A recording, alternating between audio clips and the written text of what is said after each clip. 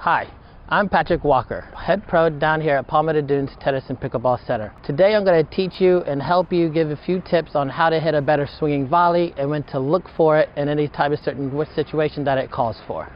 Alright, so when you're looking for this swinging volley, I like to go for the technique of it first. There's a few big key tips that kind of help you have and deliver a better swinging volley.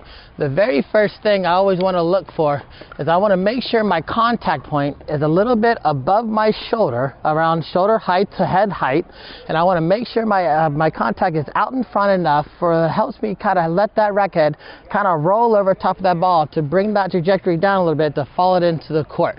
The second one is to making sure I'm still going to keep on moving. I don't want to set up and just all of a sudden tend to have to reach for it. Because when I do, normally that ball kind of sails and pushes it down into the bottom of the net. Or I tend to have a nice open racket face and I can never really have that nice full accelerated swing, and that ball will just kind of sail where I have to kind of push on that ball. I want a nice beautiful rhythm on this one, and to where I can catch and make sure I get it out in front. We're gonna do a little bit to where I'm gonna be kind of looking for it to get a nice good old flow.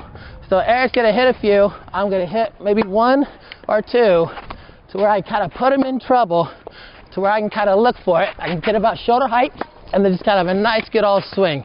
The other big tip I like to make sure I want to point out is I'm not trying to overswing on this one. All I'm doing is taking time away from my opponent to where now his reaction time becomes very, very, very fast and short.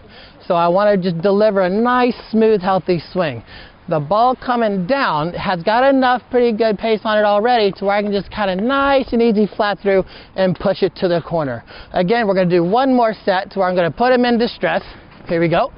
And then I'm going to really kind of get it into where I push him into a corner.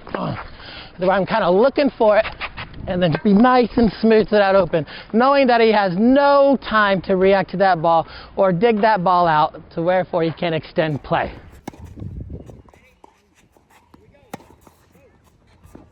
On the downside of it, sometimes we tend to take this nice aggressive opportunity to where we can really try to take away that time. But sometimes you have a little bit of risk and reward.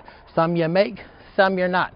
But the bottom line is you're going to make more and have more success rate, even though this is more of a risky situation, putting us in a big out of position spot.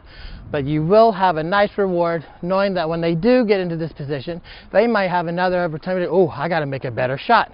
So therefore, we want to make sure we just keep pressing to where it comes into our favor. One other thing that I'm always looking for, if I can get Eric kind of on a 911 call there, he is really rushing into that corner where he's kind of pumping his arms like he's in emergency, that gives me the way so I can take a couple steps forward in to really kind of give a better beat of where that angle is going to be. Therefore, then I can kind of explode into that ball.